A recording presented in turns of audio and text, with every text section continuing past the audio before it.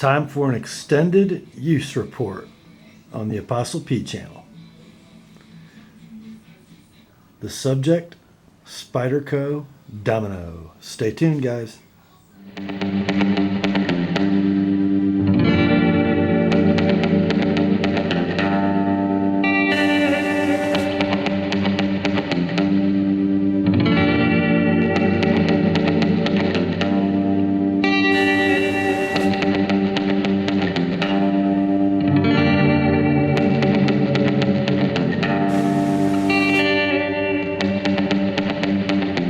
Hi gang, Rob here. It is the afternoon of 17 November 2013, a windy, rainy Sunday afternoon in northeast Indiana. No leaves are burning. Just a good day to stay inside and watch a little football, but I can't do that because there's a tornado warning at Soldier Field. So we're going to talk about a knife. Actually, one of my viewers or subscribers requested an update video on the Spyderco Domino, so let's just do that. Been a couple months since I purchased this knife and spent some time in pocket and cutting stuff, and let's just take a look at how it's holding up. The reason I'm giving you the slow pan here is because one of the most remarkable qualities of this knife, as I can tell, is that cosmetically as well as mechanically, the thing just doesn't appear to wear. I'm going to kind of show you all the surfaces here.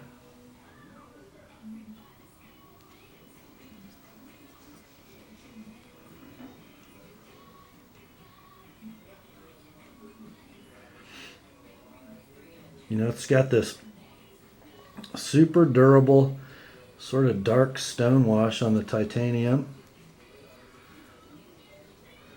Because it's a Taichung, Taiwan produced Spyderco, it's got that, again, super durable and very attractive PVD finish on the pocket clip. The carbon fiber laminate over G10 scale shows nowhere, it's just impervious. And that Taichung satin finish just holds up like nobody's business. So there's the cosmetics, a good look at the knife.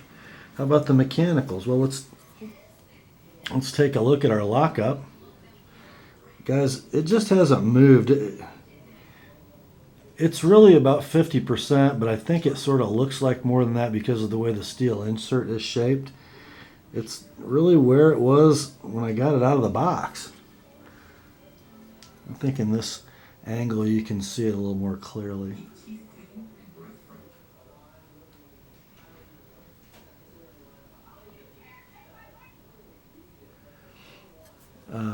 And how about blade play? I'm going to close the knife down to the detent ball so the lock engagement isn't affecting my horizontal play, making it seem better than it is.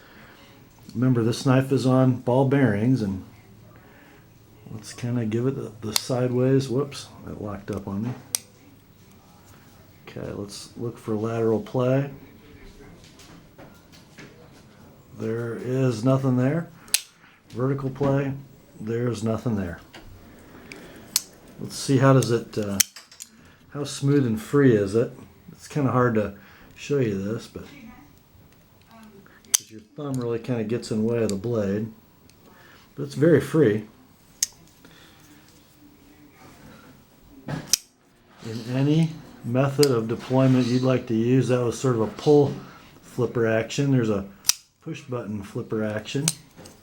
Here's a standard thumb hole flick.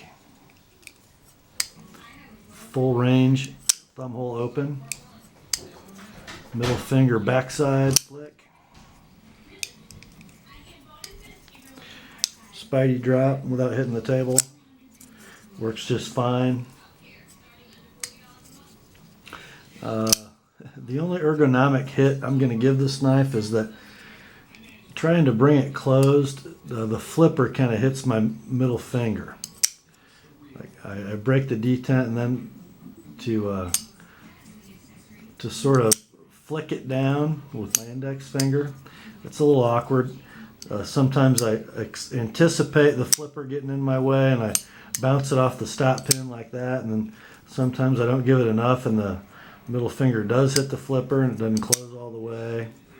If I carried this knife more, like every day, I'm sure it wouldn't do that, because my muscle memory would be better. What else? Oh, there was one thing I sort of complained about when I did my review, and that was the jimping on the lock bar for disengagement. And I said it was kind of uncomfortable, and I really thought about removing it altogether and beveling the inside of that insert so it was more comfortable for the thumb. As it turns out,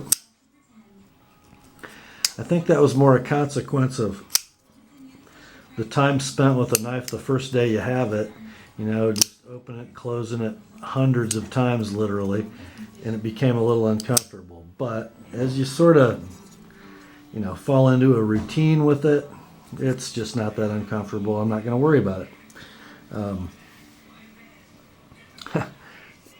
I guess, the only thing I haven't really checked is, I guess it's been, a couple months that I've had this knife, and as you know, I sharpened it, as I do with all my blades, immediately upon receipt. I actually carried this for a couple days with the factory edge because it wasn't too bad. But it hasn't seen a strop or a stone since I sharpened it, and I've carried this knife a fair amount. It's probably spent 20 days in my pocket, just doing EDC tasks, opening mail, cutting some blister packs open, a little cardboard here and there. Haven't done any wood duty with this knife, but let's see what we've got left after all that. No stropping, no sharpening. Wow.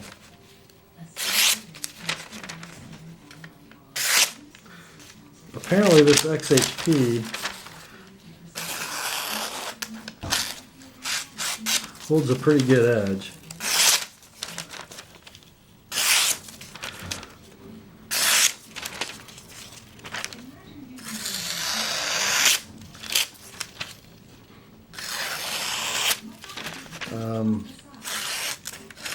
A little catch. No, that's actually a crease in the paper. I happened to grab a piece of catalog paper that's got a big creasy fold in the middle of it.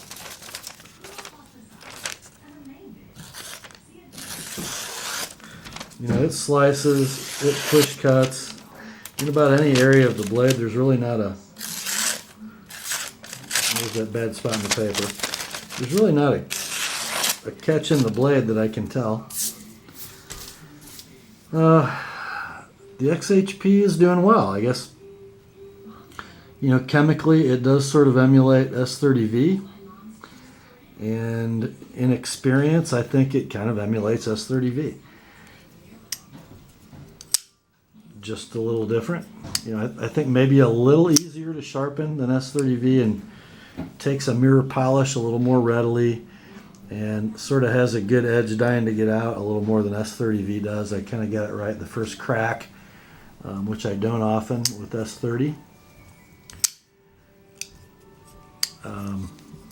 Guys, I've got nothing to complain about with this knife.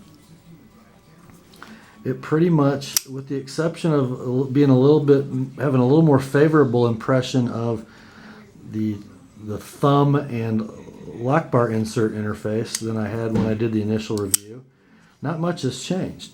The ergos of the knife continue to amaze. The way it's holding up is, well, it holds up like a Taichung Spyderco. The flipping action is, it's not the most spectacular thing in the world. It's not, it's not one of those knives that sort of falls closed when you don't want it to, like some of those ZT knives are on bearings. It's just so capable. It is what I thought it was, maybe just a little better than I thought it was. If you haven't gotten one of these yet, fellas, aesthetic issues aside that you may have with it, you got to get one. I mean, wow. It's just such a solid little knife. If anything, I wish it were a touch bigger. But you know what? There are some days when big is just not what you want. And it's pretty sheeple friendly. And not quite as small as a Sage. So there's a method to the madness of its size.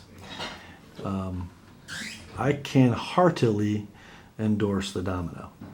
It's probably not going anywhere anytime soon from my safe. So have a great rest of your Sunday, my friends. Grace to you and peace from God our Father and the Lord Jesus Christ. And remember, the word is sharp.